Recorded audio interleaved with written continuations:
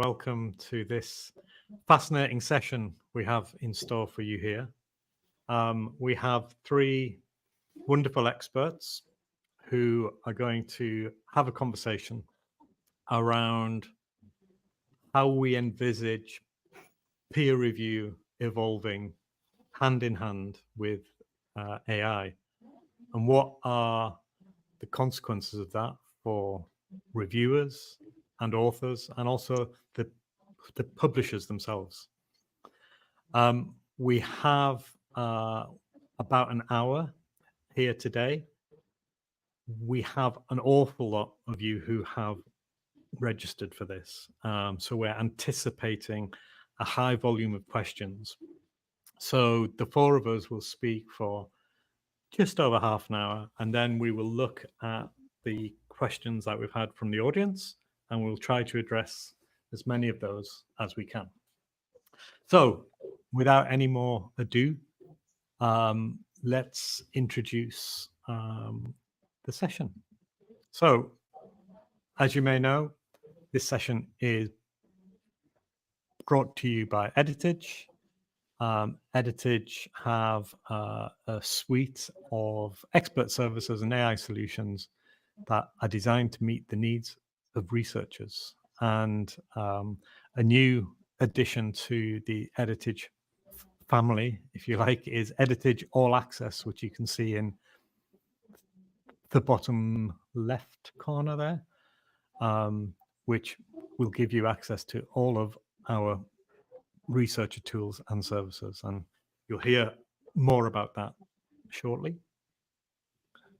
And Editage is a part of Practice Communications. So we are a science, communication, and technology company who specialize in AI products and solutions to improve how research is funded, published, communicated, and discovered. So we are at that time when we're going to introduce the speakers, and the first speaker to say hello is Serge Horbach. Serge, would you like to introduce yourself? Yeah, sure. Thanks, Chris. So I'm Serge Horbach. I'm currently based in the Netherlands at the Radboud University's Institute for Science and Society, where I'm an assistant professor. I was originally trained as a mathematician, but have been working in the STS, or Sociology of Science, since my PhD, where I've been studying scholarly communication and the peer review process in particular, and very different formats of that. Initially, very much related to research integrity issues, but evolving from that. Currently mostly in relation to open peer review formats and all the implications that that might have for the interactions between editors, reviewers, authors, and wider communities. Particularly also interested in innovations in editorial practices, including, of course, over the last few years, Gen AI in that. And then we're currently doing a project on the different forms of expertise in relations of community and community building with peer review practices, which I think is sometimes a bit of an overlooked topic that we might come back to in this session as well. There's a lot one could say, and there's a lot of other side projects and things that one does, but for this audience, maybe most relevant is that I'm currently also a member of the EASE Peer Review Committee, who helps organize this event. That's it. Great. Thank you, Serge. Our next panelist is Hasib Irfanullah. Hasib, would you like to say hello? Hi, everybody. Hello from Dhaka, Bangladesh. I'm an independent consultant. I work in the environment sector as well as research system. I teach at one of the universities in Bangladesh. Currently, I'm an EASE member, and I'm also the co-chair of Environment and Sustainability Committee. Those of you who follow Scholarly Kitchen, sometimes I write there as one of the chefs there. My interest in scholarly publishing focuses mostly on justice, equity, sustainability, climate action, and resilience. When we talk about peer review, I'm very much kind of advocate. I'm quite a kind of an enthusiast who wants to see 100% AI-based review system, which we cannot call it here anyway. And because I think that justice is a big issue in scholarly communication, and the sustainability and trust as good to be on this panel. Please, back to you. Thank you, Hasib. And our third panelist today is Marie McVeigh. Marie, would you like to say hello? Yeah, hi. Thanks everybody for being here. This is amazing. Really an honor. Currently, I am heading up peer review operations and publication integrity at the publisher Marianne Liebert in New Rochelle, New York. Basically optimizing and running their peer review systems and doing all the pre-publication integrity checks and resolutions of questions upstream. Previously, in a long history in scholarly publishing, I worked on journal selections and JCR production at ISI, Thomson Reuters, and Clarivate, somewhat interrupted along the way there.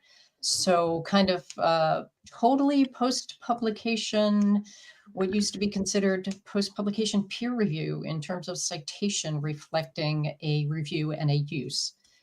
I worked in peer review operations at Taylor and Francis for a couple of years. I did site score strategy for Elsevier for a period of time in around 2015. And way back in the dawn of time, I was a bioscientist earning a master's degree in cell biology and a lifelong love of the biological sciences. My interests in peer review are all of it. Particularly, I think a lot about the topic of a couple of years ago, Peer Review Week, was who owns peer review? Who owns that work, that contribution? And that leads directly into how do we define and acknowledge the quality and the contribution of peer review? So this is a collaboration of scientists, and how are we properly representing that? I think it also connects directly to the idea of a transferable review. If I have contributed to the improvement of a paper, how do I make sure that my review can inform further downstream decision-making and interaction with that published work?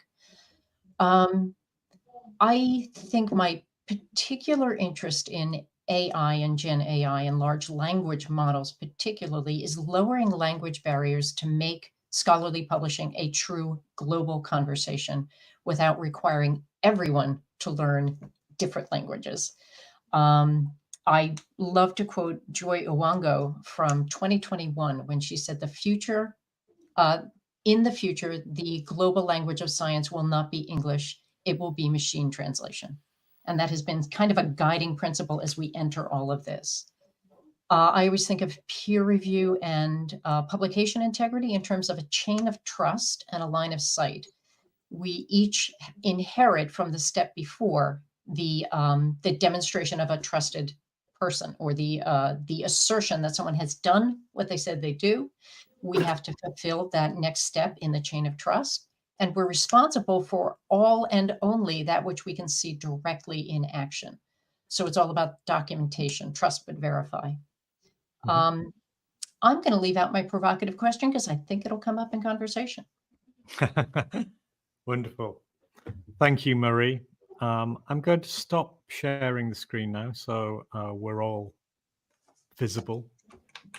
So we're going to have this conversation about hybrid evolving of the peer review process, but it's probably good to start at the start and consider what are the problems with peer review today.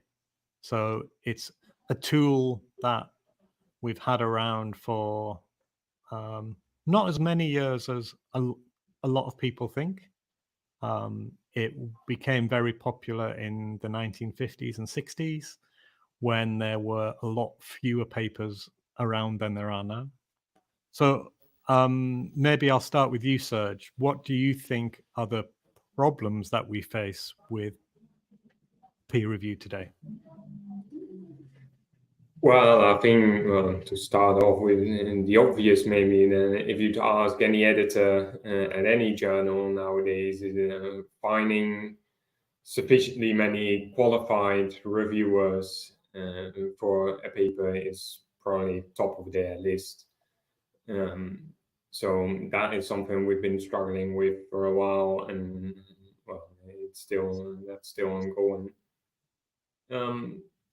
Then maybe one of the other problems that I see is, well, as you alluded to, this system started in the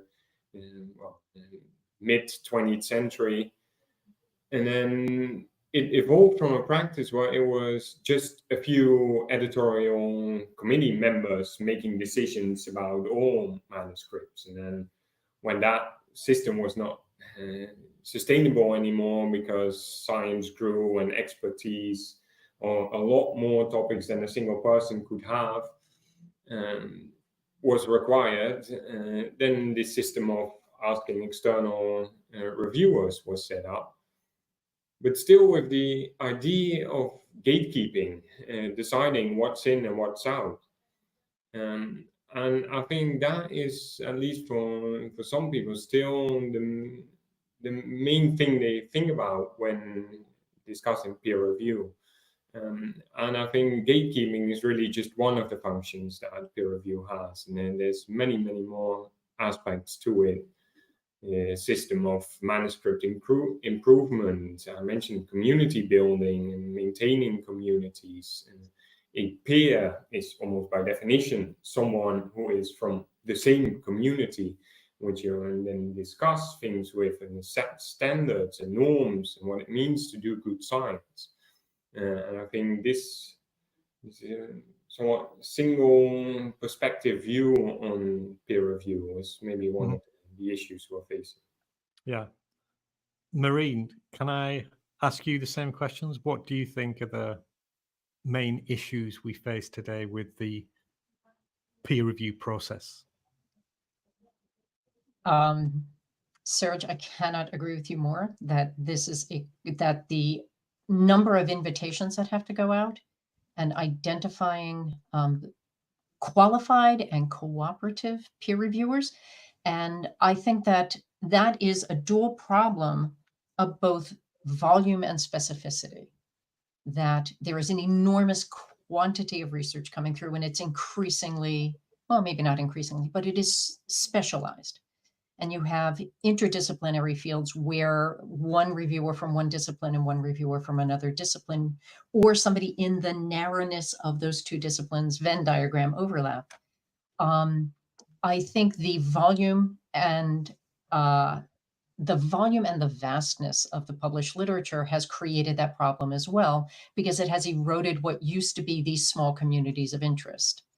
And I would say that that also becomes exacerbated when that small community of interest can no longer create a scholarly society that is sustainable, or a specific or niche journal that can sort of foster and develop that field across time. Those used to function as part of how peer review would be amongst peers. That's not ideal, because that can also have the flip side of an exclusive community. So I think what we're dealing with is a kind of generalizing of the network of people involved, while losing some of the essential network connections that made peer-to-peer critique and development of the literature. I don't think peer review is for gatekeeping. I think peer review is for improvement. Interesting. So Hasib, you've heard those points from your fellow panelists. Have you got anything to add? And how do we move on from this issue of what sounds like a scaling problem? Thank you. Good to hear from both of the fellow panelists. But I'd like to come from a different angle. I think peer review, the problem of peer review is peer review has been made, it sounds like an overrated thing. For example, when we say we have to go for peer review for improvement, for gatekeeping, what about the whole process of conceptualizing a research up to submission? So many people got involved, isn't it? A team, research team.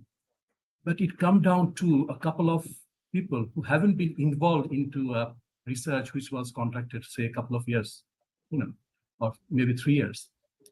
But they are actually deciding, just reading 5,000 words or 10,000 words. How does it sound? All the effort that has been made by a bunch of people. So are we undermining the whole process of the research coming up to the manuscript preparation? So the other point would be, if you go through the questions, I'm not trying to answer it. Many of the participants are talking about fair payment or fair reciprocating peer reviewers' contribution by some mean. And I often think that publishers, we don't value peer review as we often express we value it. That's why many things have been monetized, but not peer reviewers' contribution. A few months, last year, actually, I talked about voluntary transaction system, voluntary contribution transaction system, not to monetize, but a point-based system. But nothing is happening. We just try to encourage them by giving certificates, some badge, or just a sentence on their CV, or maybe on Clarivate's website, our profile will be much stronger. The final point is, I have many points, but I would like to focus on only 3. Research, when we talk about peer review, we just think of the research communication up to that level. But research communication is not the end of research. What about the use by the fellow researchers as well as policymakers, decision makers, politicians? So do they really bother about whether the research is peer reviewed or not, or the fact or the evidence we are presenting are peer reviewed or not? That's why I don't think many actually bother. They are inclined to the findings which will support the decision they try to make or the practice they try to promote. So these are the 3 challenges I see at a higher level with the peer review. But if we move on, since we are talking about hybrid, I would like to just focus on one point and then I will conclude here. When we say hybrid has got different meaning. I'm a biologist, so for me, hybrid is a kind of, I'm creating a hybrid crop. It will give me, it is a kind of an end product. It will give me the food security that I'm looking for. It will not propagate on its own because the seeds are not viable. So it is the end. When we talk about hybrid conferences, what we practiced so much during COVID, that was a kind of temporary arrangement. That's why many hybrid conferences now turn into, once again, in person. But the third one is transition, like hybrid journals, switching from subscription to open access. So I would like to conclude by posing this question. When we say hybrid peer review or hybrid arrangement in peer review, which one we are talking about? End, transition, or temporary arrangement? Thank you. Thank you, Hasib. So I have my own views on that. So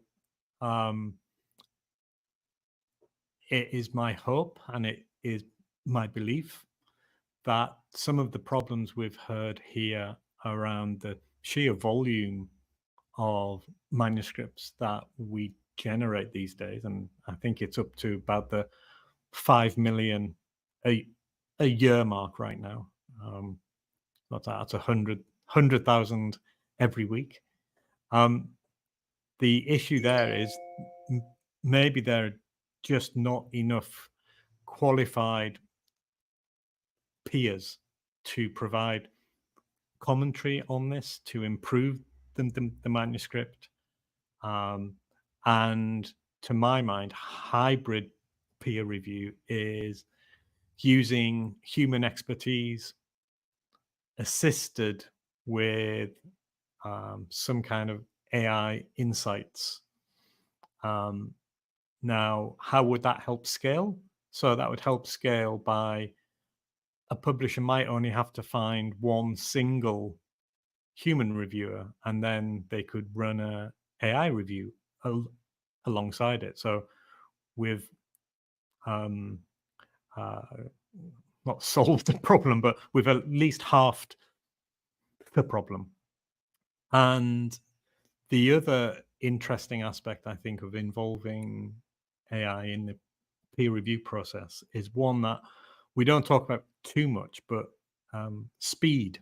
So if you submit to a journal these days, you may have to wait 3 months, 4 months, 5 months to get a editorial decision back, because the people at the receiving end are sending out 25, 30 invitations for every manuscript they receive.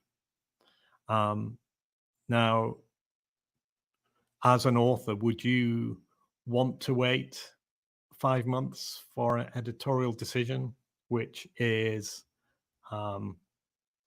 very good because it came from 2 humans and the editor? Or would you prefer to wait a month and get a single review report back from a human and a single review report back from an AI tool and a editor commentary on the both of them? So that would be a kind of hybrid solution to the problem. But it's a good question, Hasib. Let's throw that open to your fellow panelists. What does hybrid peer review mean to you? Serge, let's start with you. Yeah, thanks. Very interesting question, Hasib. And I think for me, this is not, well, you started off with that you're in favor of 100% AI review, and so that somewhat seems to suggest, and for you, the optimal state might be that we're in transition towards that, and some temporary state where I'm not so convinced that is my take on this. I feel indeed that there's great potential, of course, for all kinds of these automated systems. But for me, that would mainly be in assisting this process, again, to become a bit like a genuine conversation between people, then in the end, where it's also perceived as such by the people engaged in it. And I think indeed for many, well, peer review is of course a burden. It comes along with all kinds of other tasks that one has to do, one that is not necessarily always valued in the same way as other tasks. And maybe the Gen AI or any other technologies can help reduce some of this feeling of it being just free labor, and help create the feeling of that becoming a mutual conversation about the things that we do all day and the things we love doing.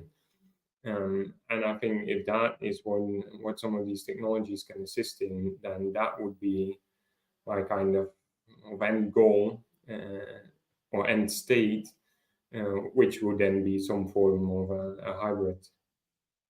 Yeah, great. Marie, you're working at the coal face, as it were, of peer reviewing. How do you see a kind of hybrid future?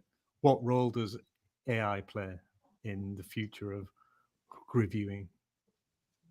I'm going to say the same kind of a role that all advanced technologies have played all along, and that is more and more, let's get machines to do what machines are really good at so that humans can do what humans are really good at. Where I think the idea of positing value in the scholarly dialogue that Serge was referring to, the idea that peer review can and could be a conversation, even with anonymization, just saying. So I think that screening manuscripts, analyzing, I was making notes last night about the idea that wouldn't it be cool if I could have an AI analyze sort of citation networks and publication networks and identify the small community inside the large network of communication and identify those people as peers and as peer reviewers. I think we need ways to surface more recent scholars without, sort of going to large publication lists and large citation counts. Engage more of the community sooner. And how can we use advanced computation to get towards those people, to find them at an emergent stage and increase the participation of that community? I'd love to see AI screen papers for, do you have this? Do you have that? I'm quoting again. Anne Stone said the other day that to her mind, processes that are currently ripe for the use of AI as a tool are things that are, how did you put this? Routine, rule-based, and inherently improved by speed. I don't think that the scholarly dialogue is inherently improved by taking place faster. And I say that as someone who speaks like an American really fast. But I think that the initial screening, the necessary technical checks, all those little bits where I hate to see really smart people spend their time on that. I would rather see them spend their time on actually evaluating and themselves benefiting from reading and interacting with that manuscript. I don't see the machines benefiting from interacting with that manuscript except by smartening the routine work that they do. Sure. So I think you echo the sentiments of somebody I was reading over the weekend, the guy who developed a kind of automated LLM peer review system called Science Crit AI. And he was explaining how it worked and how it looks for certain things within a manuscript. And he said at the end, this isn't a tool to replace reviewers. It's a tool to take away all of the boring grunt work, he called it, so that reviewers can specialize in their areas of the content is essentially, and not around the formatting or how many references there are, or how old they are, or if the authors look like they're a unlikely trio of authors based on their publication history. So that meant that he was suggesting the role of that AI can play right now is in assisting human reviewers, which I think is a fairly fairly non-controversial point, although maybe you don't agree with me here. However, isn't the main problem not that reviewers are slow or they are bad or they're not willing to indulge in a conversation with the author? It's simply that we can't find them in a reasonable time frame, and there aren't enough of them by our own criteria to provide these reviews. So at some point in the future, do we envisage a different scenario where not all manuscripts are subjected to human reviews?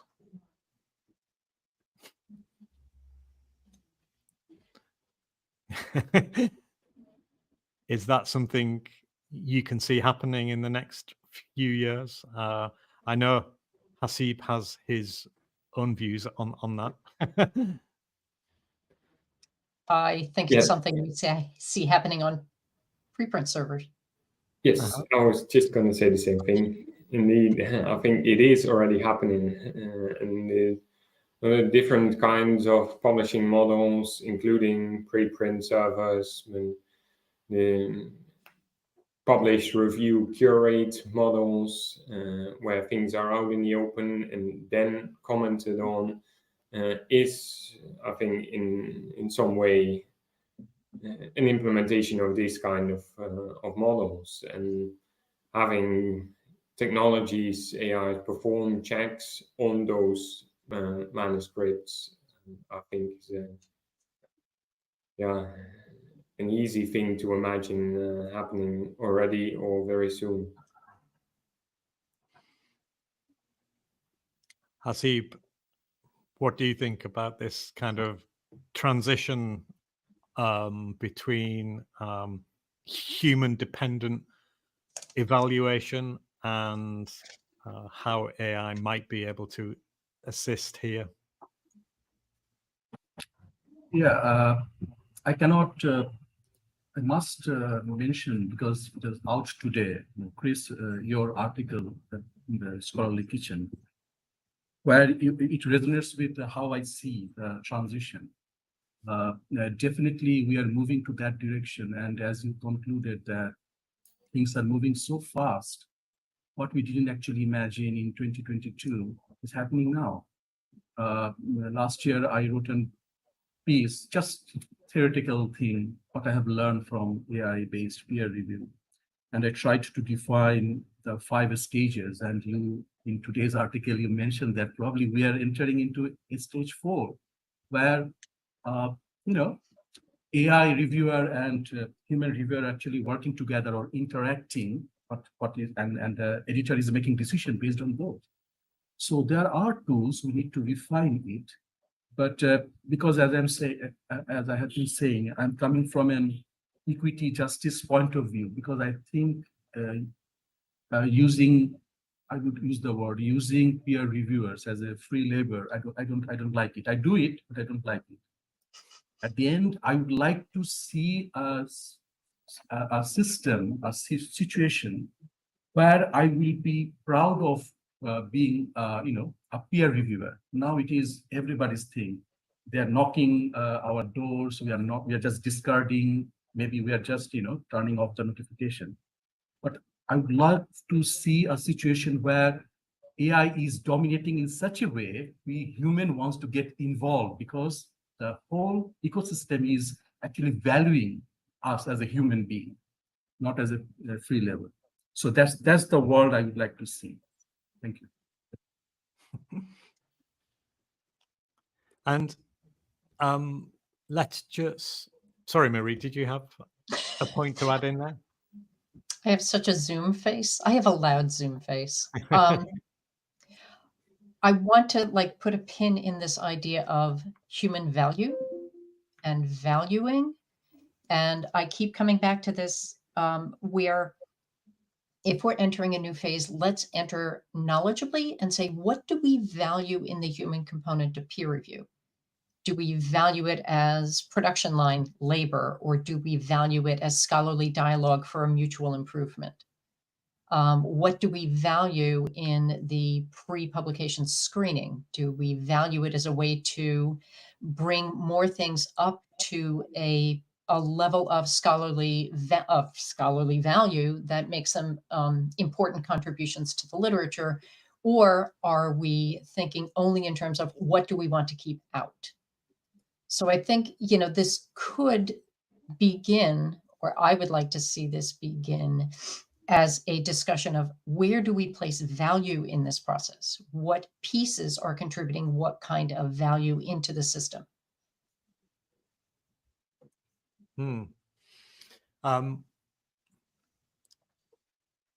Yeah, it's a good question. I think maybe we'll find the answer to that soon. One of the things I've often thought about as a kind of future state is where you can upload a manuscript to a preprint server and it will publish your manuscript, but also a review of that manuscript. And that review will have been generated by some AI tool, and it will give the reader some indication of the worthiness, if you like, of that research and if it's worth their time reading it. Now, over time, that kind of evaluation will get better and it will certainly be quick. So I'm just trying to think in a few years' time, let's say, would authors be more likely to publish their work for free on a preprint server with an AI generated report alongside it? Or will authors still value that human element to the review process, and they'll still submit to journals? I think it's a question worth posing, but I equally think it will answer itself in the fullness of time. But I'd be interested, Marie, what you think the future for academic journals is in a world of fully automated AI peer review report generation. Oh my. That goes to a model I have been thinking and rethinking about, particularly in rapid cycles over the past couple of years, and that is, what is a journal and what does it do? As a scholarly communications vehicle, as a piece of a community's dynamic, what does it do? And I used to think of journals as that collection of individual contributors, that bringing together and formulation of a topic discussion group, as well as sort of that ability to put your work out and publish into a community. Obviously, those features are vanishing, or they're declining in terms of what that accomplishes. So I started to think as a journal as a process, and that process of submission, peer review, development, and decision as part of what makes a journal. And those are becoming leaky quantities as well. So what the future of a journal is in an automated system depends on how do we define a journal? And, I hate to turn this back around to you, but in my decaying, my eroding view of a journal as this community dynamic created by an editorial board who has a vision for the development of a topic, of authors who sign on to submit to that, and reviewers who sign on to curate that and participate in that, and then readers who take part in that community. I still think that community element can't vanish, but I don't know how we would define that as a journal. I think that we can't get rid of the humans, period, in that they can't vanish, or it's just AI talking to itself, instead of humans talking to each other. And I think it was Hasib, but the question is an AI, is a computation a peer? So where do we value peer review in this process? It's the dynamic between peers. I think I didn't answer you, but it's really interesting. Yeah. I mean, and we call it peer review because we send it out to peers now, but it's a evaluation, assessment, improvement, to an extent, a validation exercise as well. And that could be called something else, but I don't want us to get too far into this now, because as I predicted, we've got a lot of questions from the audience. Now, we've got so many questions, we're not going to be able to answer even a quarter of them. So what I suggest is we will answer some of them now. The ones we don't get around to answering, I'll try to start answering them in a blog post of some kind, and I will share that with my fellow panelists if they want to add parts to any answers. So if you've asked a question, and I can see a lot of you have, we will try to answer as many of them as possible, but maybe not all in this session. But there are some great ones. So let's have a look. There's one from, I can't see his name because there's a purple thing in my way. Nelvin someone. How can we ensure that the integration of AI in peer review does not create new barriers to entry for researchers from marginalized communities or those in resource-limited settings? That's a good question. Maybe we're just creating new problems here. How do we avoid creating new barriers for researchers from marginalized communities?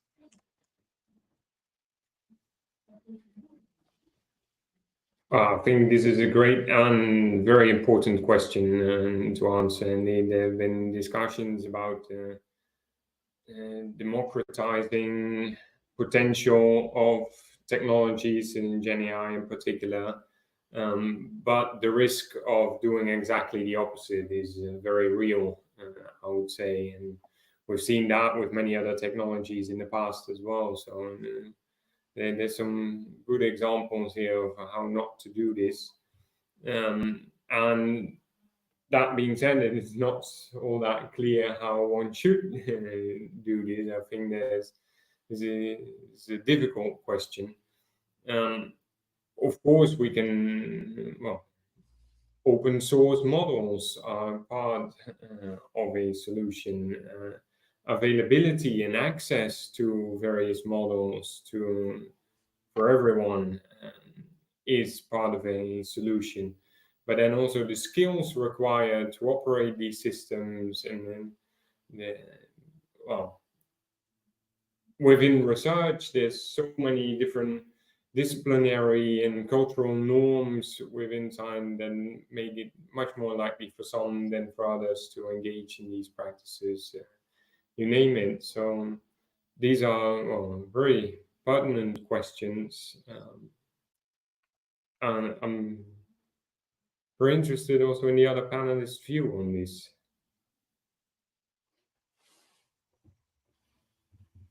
Oh, Hasib, this was queued up just for you.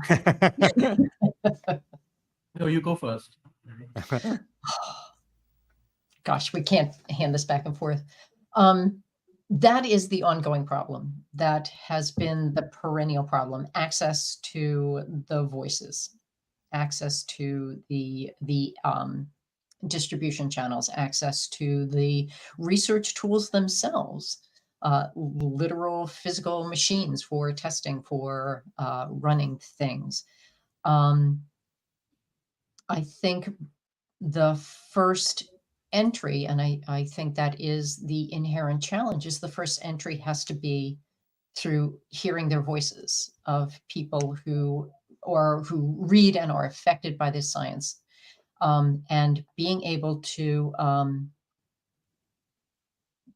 build that entryway. And I don't have an answer to that, but I say we should always keep that front and center, always keep that in your eyes to consider where we're going and whether or not we're bringing everybody with us. I'm not quite sure that I got the question properly, because researchers, if we are thinking researchers as a peer reviewer, that's a different story. But I understand that AI supported or AI integrated peer review system is definitely, should be hosted by someone, isn't it? That's the main thing.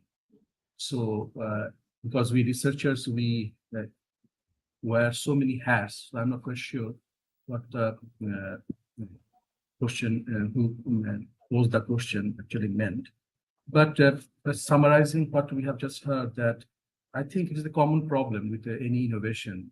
So it is nothing new. The way we are dealing with others, we are dealing with this one as well. So as an author, whether I can use AI or not, if I have the internet connectivity problem, I can just access internet, but how can I actually use AI smoothly? So once again, it is a technology justice problem. It is not only accessing the technology that is there, but whether it is available to me, accessible to me or not. Maybe it is there, but I can't buy it. I can't afford it. So we need to think in that direction as well. So time will tell that how AI will become an integral part of peer review system, and how we researchers, as an author probably, we are responding to that, or how we are getting benefit of it, once again as researcher, but wearing the peer reviewer's hat. Thank you. So I'm summarizing and combining a couple of questions here that we've had in the chat, but one of the questions is about how do we correctly educate reviewers on the ethical use of AI in peer review. And another question is around, should publishers be embracing this new generation of LLMs and creating a peer review LLM platform for their reviewers, where they can see what the reviewers have inputted, they can see what the outputs were, and then they can see, which parts have been generated by AI and which parts have been generated by the humans. So separate questions there. How do we ensure reviewers are aware of the ethicality of using AI now? And then secondly, do you think there's a role for publishers to promote this kind of on their own terms, as it were? I can take the ethical question. I would like to ask the question how we do that now. It's all about trust. You see, when a paper gets retracted, author gets blame, publishers get blame, editor gets blame. Do we blame the peer reviewers? Because we are offering, do you put them in a position that, oh, why didn't you see that? So I think it is all about trust. We share an unpublished manuscript to someone, believing that that person will manage it, use it ethically. So it is all about trust. I wouldn't go for another training session for peer reviewers to use AI ethically. There might be some guideline, but you have to trust the peer reviewers. Don't burden them with many other things. Thank you.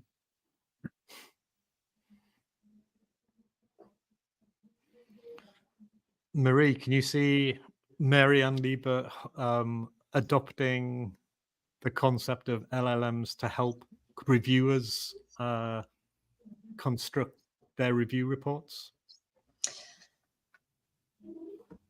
I was lost in the idea of peer review now and LLMs now versus can we just hypothesize a future? So I'm going to hypothesize a future. I'm going to say that right now we're in such an active state of evolution that to make a rule is to automatically codify something that has changed before you finish saying it. I would certainly see a publisher embracing, Mary Ann Liebert as a publisher embracing a future where there are tools made available to reviewers to help them in that process of review. And I think that that is also inherent in that notion of the value of a journal, of a community, of a dialogue. So to the degree that we can use anything to support and sustain that, I'm all in.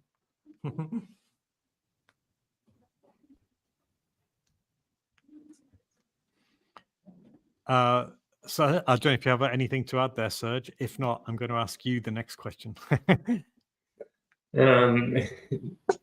Well, let's go. Yeah. Okay. So the question, I think, is about do we think AI has the ability to remove the biases that some authors experience in the review process? Now, this was really brought home to me the other day. I was at a conference with a bioethicist from Kenya, and she was saying she always looks for a co-author with a Western name, so they can be the first name on the author list, so that they get a fair peer review, even if it's kind of almost all her own work. And I was kind of horrified by that. There's a lot of problems maybe with the use of AI in evaluating research, but is there a benefit in that we could potentially remove some of these biases? Yeah, again, good and important question. And I think just as with this democratizing potential of AIs, we have a somewhat similar story here where, yes, the bias in the current system is very well documented. And this anecdote you're sharing is just indeed something I'm afraid many people face very regularly. We know it exists in this way.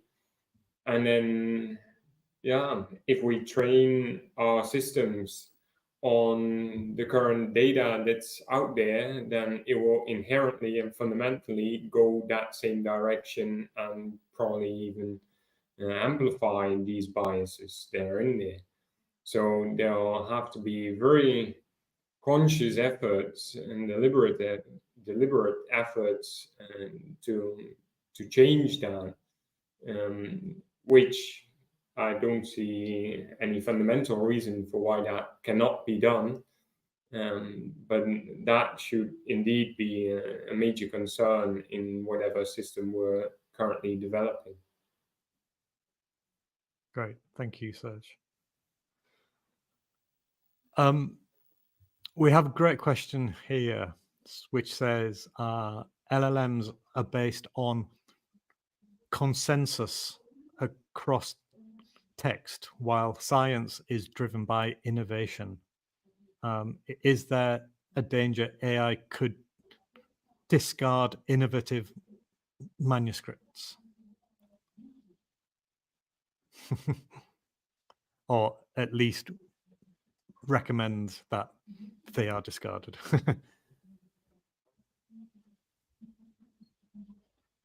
Yes.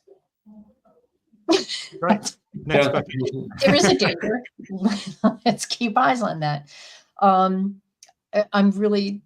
That's intriguing. And I think that that also gives it assumes that there is that evaluative property to an AI or LLM. I think that I would not expect an LLM to create something. I don't know. I think I talked myself into a corner. I don't know how that would interact, that idea of the generation of novelty out of a commonality of text. Mm-hmm. But yeah, it's a danger.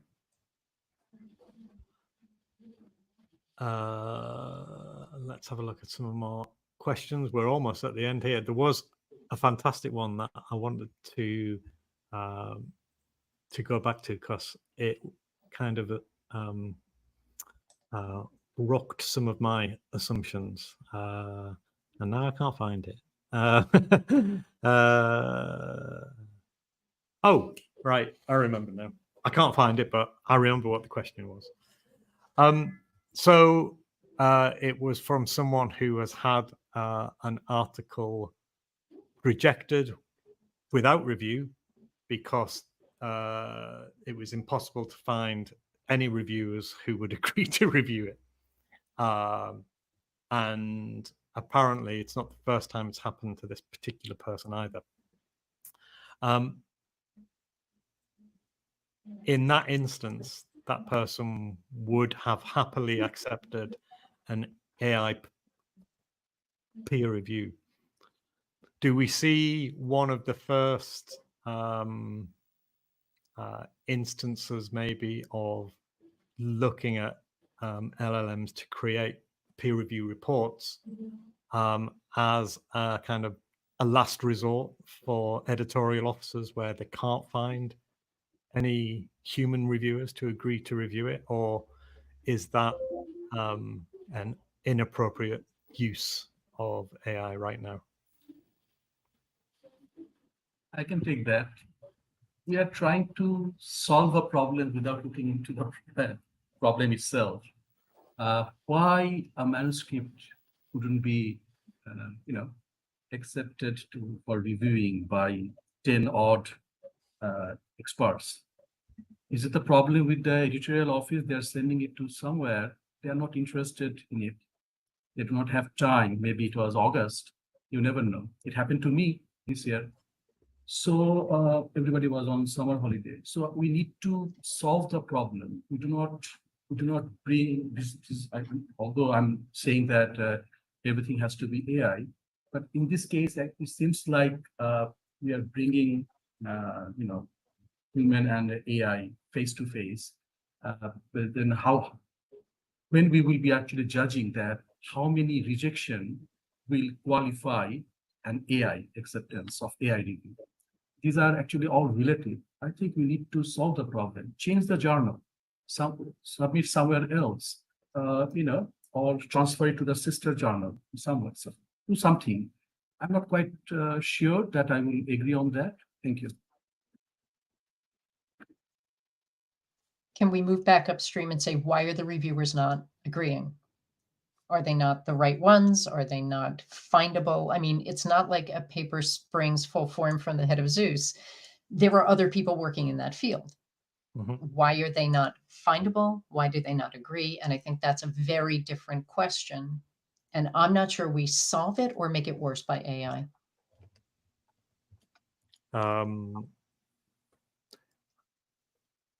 We're very close to the end, so I want to avoid opening up a very interesting follow-up question, but I will anyway. So in what sense do you think it would make it worse? I always thought it was great that at least 2 people had read any one of my papers as though it mattered to them. So I think we just isolate everybody into their machine. Okay. And we lose the dialogue that should be of value. Agree. I think the way peer review was designed was a fantastic way to evaluate, improve, and make sure the research you're presenting is as good as it can be. But the issues of scale mean that is becoming more of a luxury than it used to be. And at some point, no doubt we'll be having a similar conversation again, maybe when the next generation of LLMs come out, and we'll be like, oh, wow, we can do this. But right now, you're right, we're in a space of expansion and new horizons, but the essence of peer review still feels as though there needs to be a human involved, and that is how it is now, but maybe not forever. That's how I will close up here. Thank you to everyone who came to the webinar today. We've had a lot of fascinating questions. I've not even had time to read all the questions. I will address some of these, as I say, afterwards in a blog post, and I'll ask my fellow panelists if they would like to answer some of these questions themselves. But But for now, I just want to say thank you very much to my 3 panelists who have been wonderful. I will give you a little round of applause. And thank you for your time today. And who knows, if we have this conversation again in 12 months' time, maybe things will be very different. Thanks once again. Thank you. Thank you very much for having me. I have to share one more thing before I go, which is this PDF file. So anyone who's online, you can get a discount on Editage services. It's valid until the end of October, and when my computer decides to share this screen, you'll see the code that you can use. It's coming. There we go. I knew it was there somewhere. 1, 2, 3, 4.